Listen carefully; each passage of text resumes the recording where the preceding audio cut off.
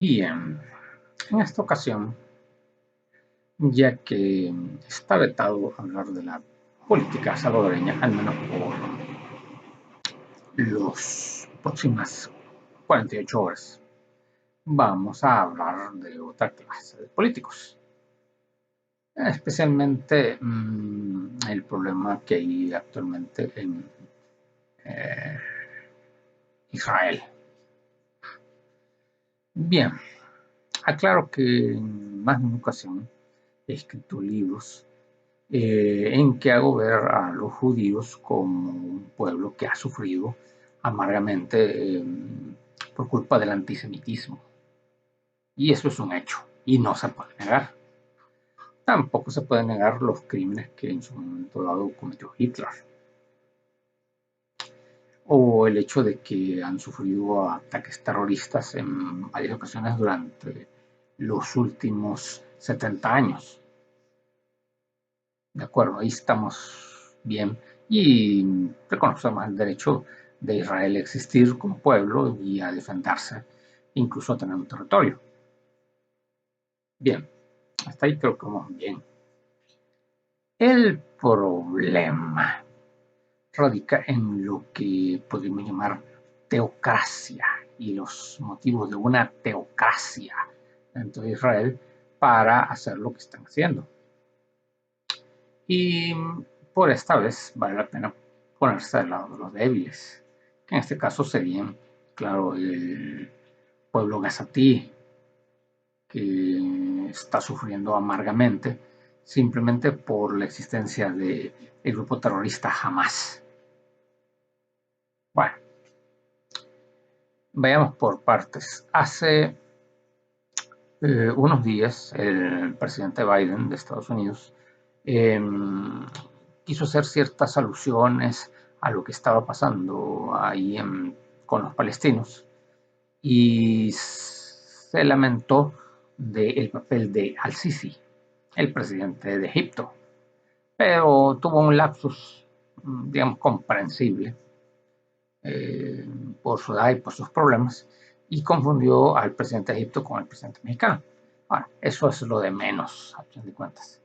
Lo interesante es que, bueno, vale la pena preguntarse cuál es el papel de Al-Sisi en todo esto. Bueno, hay que retroceder algunos años para empezar a analizar el papel de Egipto en todo esto. En la época de el presidente Sadat eh, era marcadamente antisemita, pero tuvo una tragedia personal porque en una de tantas guerras que hubo entre Egipto e Israel, pues uno de sus hermanos murió. Hubo un momento en que él tomó una actitud personal para tratar de conseguir la paz y se firmó la paz en el momento con Israel, y gracias a esa paz no ha vuelto a haber una guerra directa, al menos, entre egipcios e israelitas. Va. Ahora, el problema es que, claro, Sadat, a pesar de todo esto, se ganó el odio de los extremistas islámicos dentro de su propio país, razón por la cual terminó siendo asesinado. Y todo el mundo conoce más o menos esa historia. Eso ocurrió a finales de los 70, cuando yo era niño, por cierto. Bueno, después de la muerte de Sadat, pues ocurrió lo mismo que estaba ocurriendo durante generaciones en Egipto. Simplemente fue sustituido por otro militar, el famoso Mubarak, que se quedó durante 30 años prácticamente, sí, más o menos unos 30 años, gobernando ese país. Ahora bien, él lo hizo con el beneplácito de los Estados Unidos, porque claro, a Estados Unidos no le importa que haya un dictador en uno de estos países africanos gobernando durante muchos años y haciendo lo que le da su gana, mientras ese país sea estable y no se enemiste con Israel. Digamos que hasta ahí estamos bien. Ahora vino la famosa primavera árabe, y a raíz de la primavera árabe resulta ser de que al señor Mubarak lo sacan del poder. y después de que lo sacan del poder, pues se murió, simplemente. Bueno, cuando lo sacaron del poder, la esperanza de muchos egipcios y de mucha gente dentro de esa parte del mundo es que hubiera una transición democrática. Y la transición democrática significa que habría de ganar a alguien las elecciones de buena ley. El problema es que quien ganó las elecciones fue el famoso Partido de los Hermanos Musulmanes.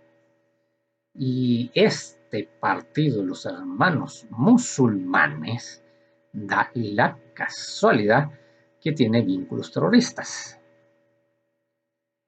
El brazo armado del Partido de los Hermanos Musulmanes se llama Hamas. Y el interés de Hamas es, por supuesto, pues no solamente que exista una Palestina que no sea sojuzgada por Israel, sino que incluso sacar, si es posible, a los israelitas de los llamados lugares santos, entre ellos, claro, Jerusalén. Y aquí es donde vamos a tocar un tema más quisquilloso. Para mí no hay tales lugares santos. Creo que ya se derramó tanta sangre en ese lugar durante los últimos 4000 años que la santidad ya se fue. Así se acabó. Pero bueno, vamos a lo mismo. Eh, Hamas y Al-Fatah, que son sus rivales, solo que Al-Fatah también es un partido pro-palestino, pero ellos gobiernan del lado de Cisjordania, pues nunca se han querido. Representan dos ideologías dentro de esa Palestina dividida y fragmentada. Y el resultado es que al final de cuentas quien terminó quedándose con el dominio de la Franja de Gaza fueron los de Hamas. Y desde entonces ha habido cosas como ataques con cohetes Katyusha o el ataque del 17 de octubre, en que ya sabemos que murieron prácticamente 1200 judíos.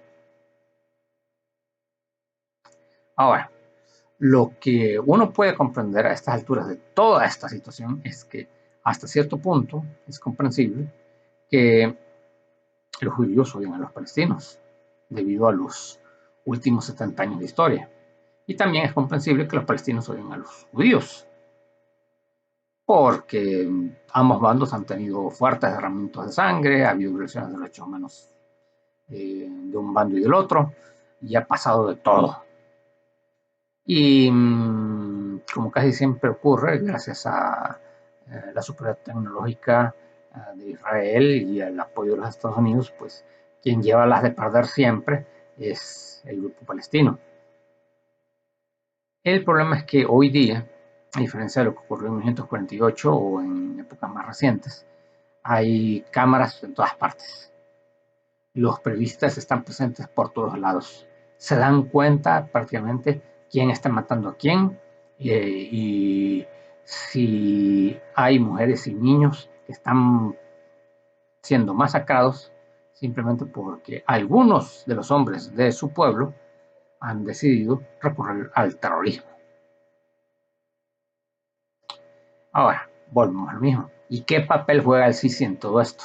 Bueno, después de que los hermanos musulmanes ganaron las elecciones, después de la caída de Mubarak, subió el poder el señor Mursi.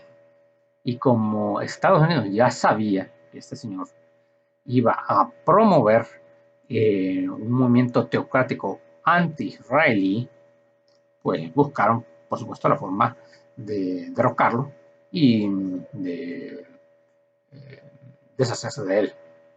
Y quien se encargó de hacer ese trabajo sucio fue Al-Sisi. Y desde que lo hizo, y de hecho desde que Mursi fue a dar a la cárcel y después se murió, porque se murió, entonces, digamos que para Estados Unidos y para Israel esta fue una situación conveniente, entre comillas. Pero para el señor Al-Sisi, que es un militar golpista, claro, que ahora se ha hecho con el poder y que recurre de vez en cuando a elecciones, pues la situación es un poco delicada, porque él sabe que dentro de su propio país hay gente que son fanáticos musulmanes que quieren ver muerto hasta el último judío del Medio Oriente. Pero como tiene compromisos de paz con Israel y tiene compromisos con Estados Unidos, él francamente lo último que quiere es que de repente las fronteras que tiene con Gaza sean permeables y le entren miles de terroristas de Hamas, más un par de millones de gazatíes que puedan haber sobrevivido a los últimos meses de guerra. Entonces, la motivación de Al-Sisi es pura y simplemente de conveniencia política. La pregunta es, claro, uno se pregunta, que un judío odie a un palestino lo puedo entender, que un palestino odie a un judío lo puedo entender, pero que un musulmán, como el señor Al-Sisi, esté dispuesto a ver masacrados a miles de gazatíes que, entre comillas, vienen siendo sus hermanos, eso es muy incomprensible. Pero en los juegos del poder y de la ambición y en el deseo de mantenerse sentado en esa silla que él tiene, pues que se mueran unos 20 mil o 50 mil palestinos no tiene mayor importancia. Y ese es el gran problema de los políticos en general, que con tal de obtener cierta ganancia, no le importa que aquellos que son genéticamente cercanos a ellos o que tienen un credo similar de ellos se mueran. Así de simple. Es una cuestión de conveniencia política. Por algo es que dicen entonces que la política es el feudo del diablo. Y entre más alejados esté uno de los políticos, mejor.